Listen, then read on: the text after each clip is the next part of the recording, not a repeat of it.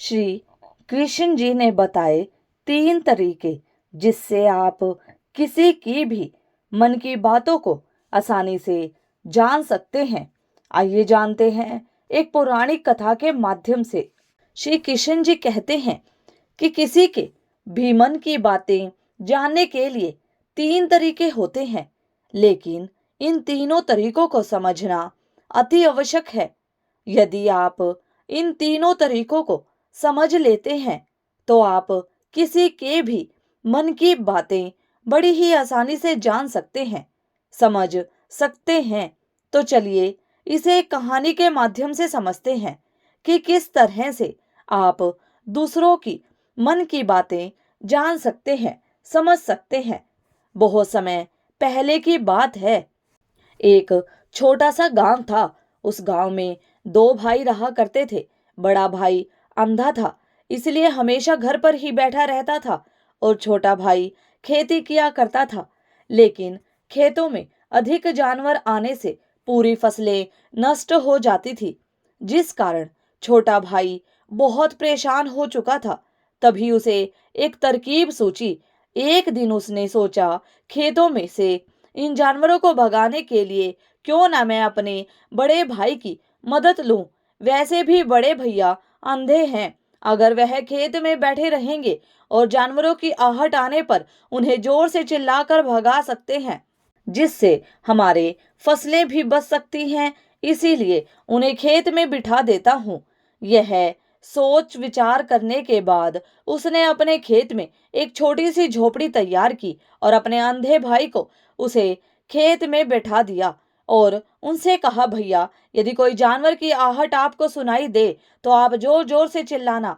यह सुनकर वह जानवर यहाँ से भाग जाएंगे और हमारे फसलें नष्ट होने से बच जाएंगी। बड़ा भाई अपने छोटे भाई की बात मान लेता है और वह उस दिन से खेत में ही रहना शुरू कर देता है। जब भी किसी जानवर की आहट उसे सुनाई देती तो वह तुरंत जोर जोर से चिल्लाना शुरू कर देता, जिससे वह जानवर उसके खेतों से भाग जाते। ऐसे करते करते कई दिन बीत चुके थे। तभी एक दिन उसके खेत में एक हिरण भागता हुआ आ जाता है और वह खेत के बांध को तोड़कर वहां से भाग गया। लेकिन इस हिरण का पीछा करते हुए एक राजा भी उस खेत में आ पहुंचा। तभी राजा की नजर उस अंधे भाई पर पड़ती है। राजा उस व्यक्ति से कहता है, देखो मैं यहाँ पर एक जानवर का पीछा करते हुए आया हूँ, क्या तुमने उस जानवर को यहाँ पर देखा है? इस पर वह व्यक्ति कहता है, मैं तो अंधा हूँ, मैं भला किसी जानवर को कैसे देख सकता हूँ। लेकिन मैं आपको इतना जरूर बता सकता हूँ कि जो जानवर मेरे खेतों से होकर भागा है वह आपके लायक नहीं है। आप उसके पीछे अपना समय यूं ही व्यस्त कर रही हैं। राजा उस अंधे व्यक्ति की बात सुनकर बड़ा अचरज में पड़ गया। वह यह सोचने लगा कि आखिर यह तो अंधा है, फिर इसे कैसे पता कि जिस हिरण को मैं तलाश रहा हूँ वह हिरण मेरे लायक है या नहीं। यह अंधा व्यक्ति मुझे कैसे बता सकता है? तभी राजा उस अंधे व्यक्ति से कहता है, कहीं तुम मुझसे झूठ तो नहीं कह रहे हो? एक तरफ तुम यह कहते हो कि तुम अंधे हो और दूसरी तरफ तुम यह भी कह रहे हो कि जो जानवर यहाँ से भागा है वह मेरे लायक नहीं है। इस पर वह अंधा आदमी कहता है, हे राजन, जिसे आप एक हिरण समझ रहे हैं, असल में वह एक हिरण नहीं है बल्कि एक हिरनी है और वह भी गर्भवती है। और जहां तक मुझे ज्ञान है, मैंने कभी किसी राजा को किसी गर्भवती हिरनी का शिकार करते हुए नहीं सुना है। और इसी कारण मैं आपसे यह कह रहा हूं कि वह आपके लायक नहीं है। आप उसके पीछे अपना समय व्यर्थ न करें।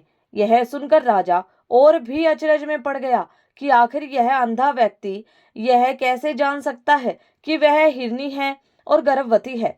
राजा कुछ देर तक सोच विचार करने के बाद अपने सेनापति से कहता है, सेनापति जी, मुझे वह जानवर जिंदा चाहिए, क्योंकि मुझे यह पता करना है कि क्या वह हिरनी है और क्या वह गर्भवती है, क्योंकि यह अंधा आदमी बहुत विश्वास के साथ कह रहा है और मुझे इस बात की पुष्टि करनी है। यदि वह हिरनी हुई और गर्भवती हुई तो वह हमारे शिकार के लायक नहीं है, क्योंकि हम तो एक हिरण का पीछा कर रहे थे। इसलिए जाओ और पता करो क्या वह हिरनी है। सेनापति राजा से आज्ञा लेकर आगे की ओर बढ़ चला है, और कुछ देर बाद जब वह वापस लौट कर आता है तो वह राजा को कहता है, हे राजन, इस अंधे आदमी ने जो भी बातें कही हैं वह बिल्कुल सही है। वो एक हिरनी है और गर्भवती भी है। यह सुनकर राजा आश्चर्यचकित रह गया। उसे यह समझ नहीं आ रहा था कि वो जानवर एक हिरनी है और तो और वह गर्भवती है। भला एक अंधा आदमी कैसे देख सकता है, और यह कैसे जान सकता है, कैसे पता चला? ऐसे कई सारे प्रश्न अब राजा जी के मन में उमड़ने लगे। अब राजा ने यह ठान लिया था कि मुझे इस बात की तह तक पहुंचना है कि आखिर यह अंधा आदमी कैसे जानता है कि वह जानवर एक हिरनी है। यह सोचकर राजा उस अंधे व्यक्ति के पास जाता है और उस अंधे व्यक्ति से कहता है, देखो, मैं यह तो नहीं जानता कि तुम सचमुच में अंधे हो या नहीं, लेकिन मैं तुमसे एक बात जानने आया हूँ। क्या तुम मेरे प्रश्न का सही सही जवाब दोगे? इस पर अंधा व्यक्ति कहता है, हे राजन, आप जो कुछ पूछना चाहते हैं मुझसे पूछ सकते हैं। मैं आपको बिल्कुल सच सच जवाब दूंगा। इस पर राजा कहते हैं, देखो, एक तो तुम कहते हो कि तुम अंधे हो, और दूसरी तरफ तुमने यह बता दिया कि जिस जानवर का पीछा मैं कर रहा हूं वह एक हिरनी है, और तो और वह गर्भवती भी है। आखिर तुम्हें यह कैसे पता चला?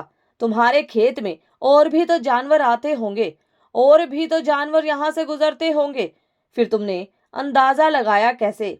तभी वह अंधा व्यक्ति राजा से कहता है, हे राजन, आप जिस हिरनी का पीछा कर रहे थे वही हिरनी जब मेरे खेत में आई, उसकी रफ्तार और उसके भागने की आहट से मुझे यह एहसास हो चुका था कि यह एक हिरनी है, और मेरे खेत की जो बांध है वह बहुत छोटी है, उसकी ऊंचाई ज्यादा नहीं है।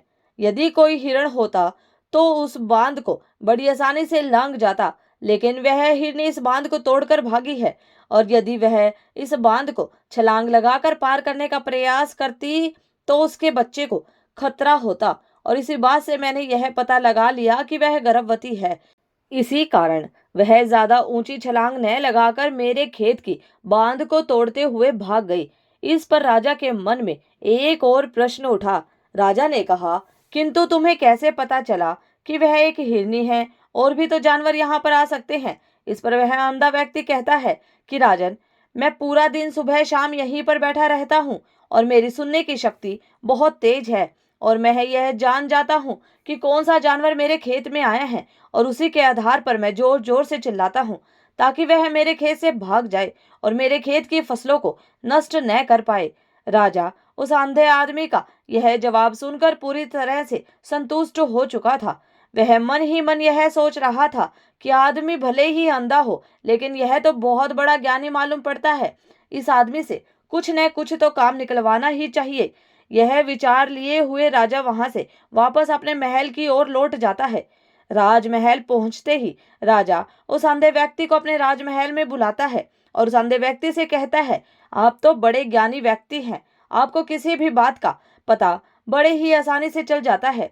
आज मैंने आपको यहाँ पर इसलिए बुलाया है क्योंकि मैं आपसे यह जानना चाहता हूँ कि मेरी पत्नी पतिव्रता है या नहीं। इस पर वह अंधा व्यक्ति कहता है, हे राजन, यह कैसा प्रश्न हुआ? इस पर राजा कहता है कि मैंने आपसे बिल्कुल उचित प्रश्न किया है, मुझे इस प्रश्न का उत्तर दीजिए। इस पर वह अंधा व्यक्ति कहता है, हे राजन, यह सारी बातें जाने दीजिए। आपकी शादी को इतने साल बीत चुके हैं, और अब आप यह बात क्यों जानना चाहते हैं? आपके मन में ऐसे प्रश्न क्यों उठ रहे हैं? इस पर राजा जिद करते हुए कहता है, देखिए, आपको मुझे इस प्रश्न का उत्तर तो देना ही होगा। यदि आप मुझे इस प्रश्न का उत्तर नहीं देंगे तो मैं आपको मृत्यु दंड दे दूंगा।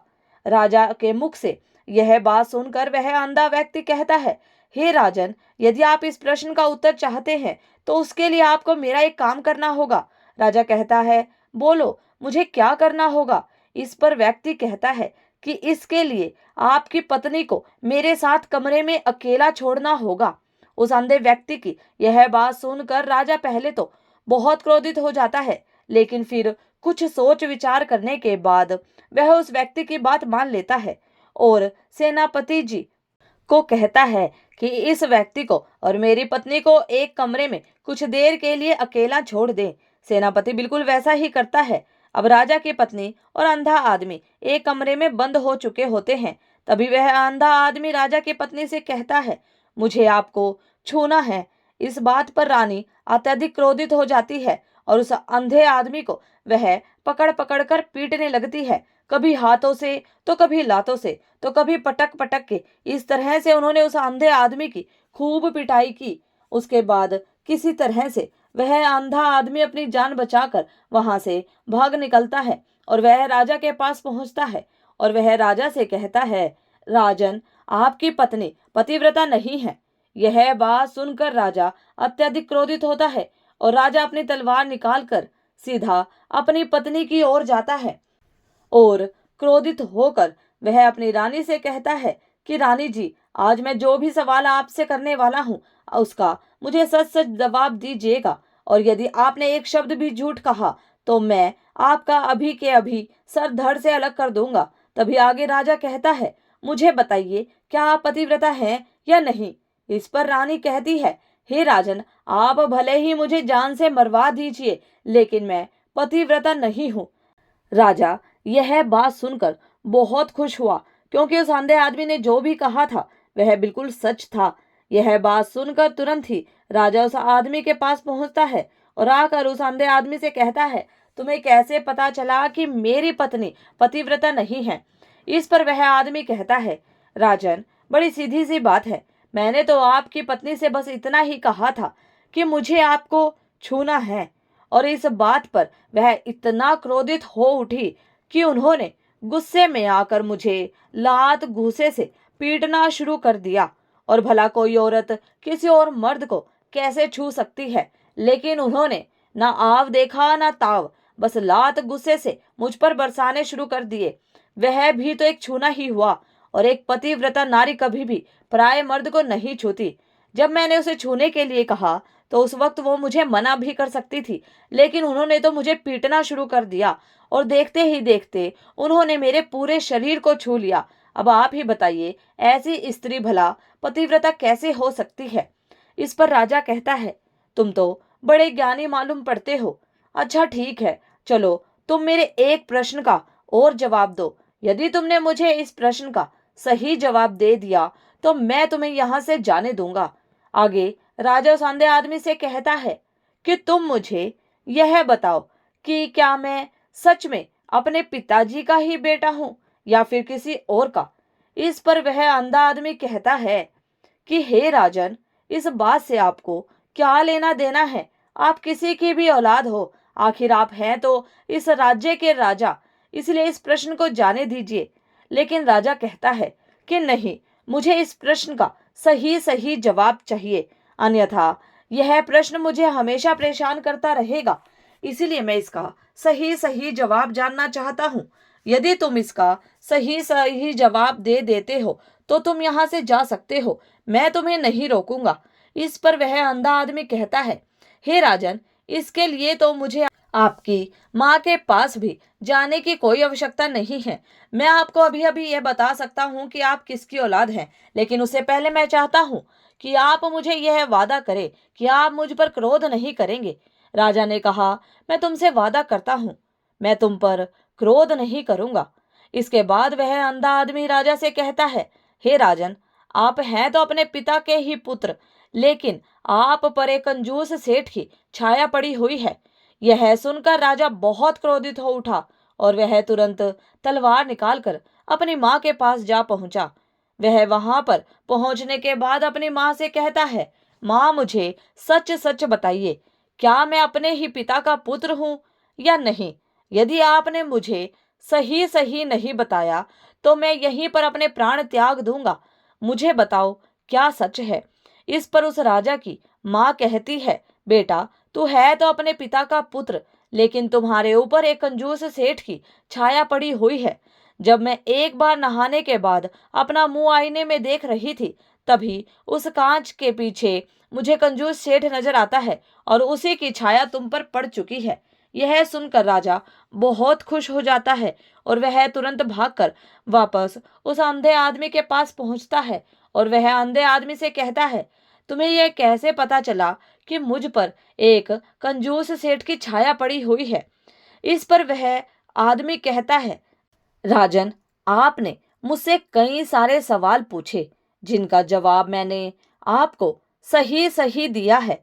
यदि कोई और राजा होता तो मुझे इसके बदले में कई सारे इनाम मिल चुके होते, लेकिन अब तक आपने एक फूटी कौड़ी तक नहीं दी। इस बात से ही मैं अंदाजा लगा लिया था कि आप बहुत कंजूस हो। यह बात सुनकर राजा जोर जोर से हंसने लगा और कहता है कि आप जो भी मांगेंगे वह मैं आपको अवश्य दूंगा, लेकिन मुझे यह बताओ कि तुम्हें कैसे पता चल जाता है कि कौन सी बात सही है और कौन सी गलत? तुम किसी भी बात का इतना स्ट्रिक और सही जवाब कैसे दे पाते हो? इस पर अंधा आदमी कहता है, हे राजन, मैं तो वैसे ही अंधा हूँ। मेरी आंखें होती तो मैं किसी की भी मन की बातें बड़ी सरलता से जान लेता। मन की एक भाषा होती है और यह भाषा मनुष्य के शरीर के व्यवहार के रूप में देखी जा सकती है। उसकी आंखों से, उसके होठों से, उसके काम करने के तरीके से, उसकी क्रियाओं से पता किया जा सकता है कि उसके मन में क्या चल रहा है। उसके आधार पर हम किसी के भी मन की बातें जान सकते हैं, लेकिन मैं तो अंधा हूं, मैं देख नहीं सकता, इसीलिए मैं क्रियाओं से देखता हूं। यदि मुझे कोई बात जाननी है तो अगले आदमी को कुछ काम देना पड़ता है, जिस पर वह व्यक्ति किस प्रकार का काम करता है, किस तरीके से इस काम को करता है, उसके आधार पर ही मैं यह पता कर पाता हूं कि उसके मन में क्या चल रहा है। तभी वह राजा कहता है, तो क्या इसका अर्थ यह हुआ कि मैं भी किसी के मन की बातें जान सकता हूँ? इस पर अंधा आदमी कहता है, राजन, अवश्य आप भी किसी भी व्यक्ति की मन की बातें जान सकते हैं, किंतु उससे पहले आपको अपने ऊपर काम करना होगा और वह काम है अपने मन को शांत कर अपने मन को वर्तमान में लाने का, जिसके लिए मैं आज आपको 3 तरीके बताने वाला हूँ और यह तीनों ही तरीके बड़े ही आसान और सरल हैं।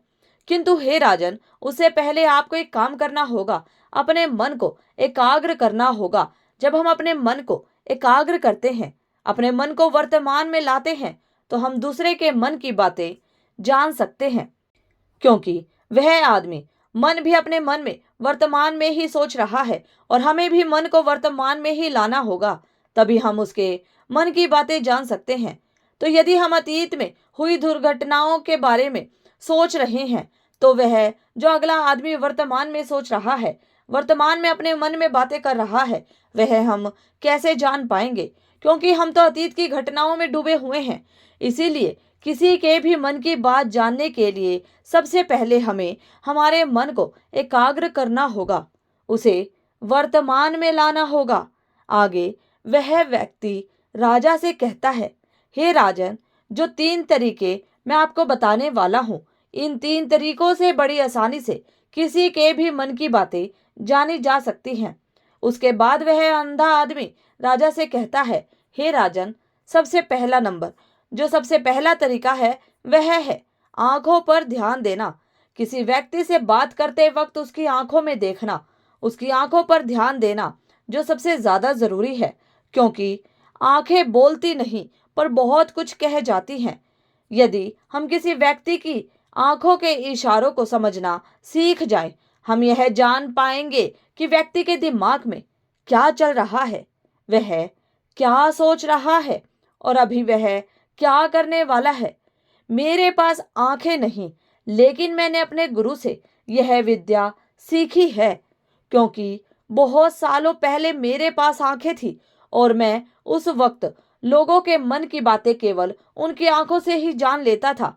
इसीलिए यदि आप भी दूसरों के मन की बातें जानना चाहते हैं, तो आपको भी उनकी आंखों पर गौर करना चाहिए, जैसा कि उनका आकार कैसा है, वह कब, कहाँ और किधर देख रहे हैं। यदि उसकी आंखें यहाँ वहां घूम रही है जब आप उससे बातें कर रहे हैं, तो वहां वह आंखें इधर उधर मोड़ रहा है, कभी ऊपर तो कभी नीचे या कभी आसपास, फिर उसकी आंखें खुश नजर आ रही हैं या फिर आंखें निराश नजर आ रही हैं। जैसे कि चोर होता है, उसकी आंखों में जब हम देखते हैं तो हमें यह पता चल जाता है कि अगले आदमी ने कोई गलती की है। ठीक उसी प्रकार जब हम किसी चालाक व्यक्ति की आंखों में देखते हैं तो आपको पता चलेगा कि उसकी आंखों में एक भाषा होती है, एक बहुत ही सीधा और आसान तरीका होता है। यदि आपको यह पता लगाना है, सीधा और आसान तरीका होता है, यदि आपको यह पता लगाना है कि सामने वाला व्यक्ति आपसे झूठ कह रहा है या फिर सही, तो आपको उसकी आंखों पर ध्यान देना अति आवश्यक है। यदि आपसे बात करते वक्त वह व्यक्ति अपनी आंखें यहाँ वहां घुमा रहा है, ऊपर नीचे इधर उधर दाएं बाएं हर जगह देख रहा है, तो इसका अर्थ यह है कि वह उस बात से निकलने का कोई रास्ता ढूंढ रहा है और कोई झूठा बहाना बना रहा है। यदि सामने वाला व्यक्ति आपसे कुछ झूठ कहने का प्रयास कर रहा है तो वह आपसे नजरें नहीं मिलाएगा। वह यहाँ वहां देखेगा, ऊपर नीचे देखेगा, लेकिन वह आपकी आंखों में आंखें डालकर कभी नहीं देख पाएगा, क्योंकि उसे डर है कि यदि उसने आपकी आंखों में आंखें डालकर देख लिया तो उसका झूठ पकड़ा जाएगा और लोगों को सच्चाई का पता चल जाएगा। और इसी प्रकार कुछ और भी भाषाएं होती हैं। जब आप किसी की आंखों में आंखें डालकर यह देखना शुरू कर देंगे कि उसके हाव भाव क्या हैं। नंबर 2, ठीक उसी प्रकार चेहरे के हाव भाव होते हैं, जिससे हम मन की बातें बड़ी आसानी से समझ सकते हैं और इन्हें भी समझना बहुत जरूरी है। कभी कभी कोई व्यक्ति अपने चेहरे से, जैसे आंख, होठ और बहुत से कुछ अलग अलग व्यवहार करता है। यदि आप किसी व्यक्ति के चेहरे में गौर करेंगे तो आप आसानी से समझ पाएंगे कि वह व्यक्ति निराश है, वह व्यक्ति बहुत उदास है या फिर बहुत खुश है, या फिर उससे कोई बहुत बड़ा दुख है। वह अपने अंदर क्या महसूस कर रहा है, यह सारी बातें हम उसके चेहरे के हाव भाव से पता कर सकते हैं। फिर चाहे इंसान जुबान से कुछ बोले या ना बोले, लेकिन आप उसके चेहरे से सब कुछ पता कर सकते हैं। नंबर 3, आगे व्यक्ति राजा से तीसरा तरीका बताते हुए कहता है कि हे राजन, इसी प्रकार तीसरी भाषा भी है, यानी तीसरा तरीका भी है, और वह है हाथों के इशारे और शरीर का व्यवहार। मन की बात समझने के लिए हमें हाथ के इशारे और शरीर के व्यवहार को समझना बहुत आवश्यक है। कोई व्यक्ति जब बात करता है तो आपने देखा होगा कि वह अपने हाथों को हिलाता रहता है, अपने हाथों से इशारा करता रहता है। बातों के साथ साथ अपना शरीर का जो व्यवहार है, अर्थात बॉडी लैंग्वेज, उसका भी पूरा उपयोग करता है, जिससे हमें यह पता चल जाता है कि वह व्यक्ति हमारी बातों पर कितना ध्यान दे रहा है और उसके मन में क्या चल रहा है। शरीर के व्यवहार को देखने के लिए उसके हाथ मटकाना, शरीर मटकना और चेहरे पर बार बार हाथों का लगाना, एक दूसरे से मसलना, ऐसी बहुत सी क्रियाएं होती हैं, उस पर हमें ध्यान देना अति आवश्यक है। मन की बात को समझने के लिए हमें शरीर के व्यवहार को भी समझना पड़ता है। यदि हम इन 3 तरीकों को सही तरीके से ध्यान देकर इन 3 तरीकों को अच्छे से समझ लेते हैं तो हम बहुत जल्दी किसी भी व्यक्ति के मन की बातों को बड़ी सरलता से और सहजता से जान सकते हैं। इसीलिए यदि आपको किसी के मन की बातें जाननी है तो आपको उसकी आंखों पर, उसके चेहरे पर, उसके शरीर के हाव भाव को और उसके हाथों को ध्यान पूर्वक देखना और समझना होगा। इससे आप यह समझ पाएंगे यह आखिरकार उसके मन में क्या चल रहा है और वह क्या सोच रहा है। लेकिन इन सब से पहले आपको अपने मन को एकाग्र करना होगा, शांत करना होगा, अपने मन को वर्तमान में लाना होगा। तभी आप उस व्यक्ति की इन सभी क्रियाओं पर ध्यान दे पाएंगे, उन्हें समझ पाएंगे। अन्यथा आप यदि अतीत की घटनाओं में व्यस्त हैं, भविष्य की योजनाओं में व्यस्त हैं, तो आप उस व्यक्ति के हाव भाव पर कभी ध्यान ही नहीं दे पाएंगे और ना ही आप कभी यह समझ पाएंगे कि आखिर उस व्यक्ति के मन में क्या चल रहा है, वह क्या सोच रहा है। आपने देखा होगा कि ऐसे कई बड़े संत महात्मा हैं जो बड़ी ही शांति से आपको देखते हैं और आपको देखकर ही बता देते हैं कि आपके मन में क्या चल रहा है, आप उनसे क्या जानने आए हैं।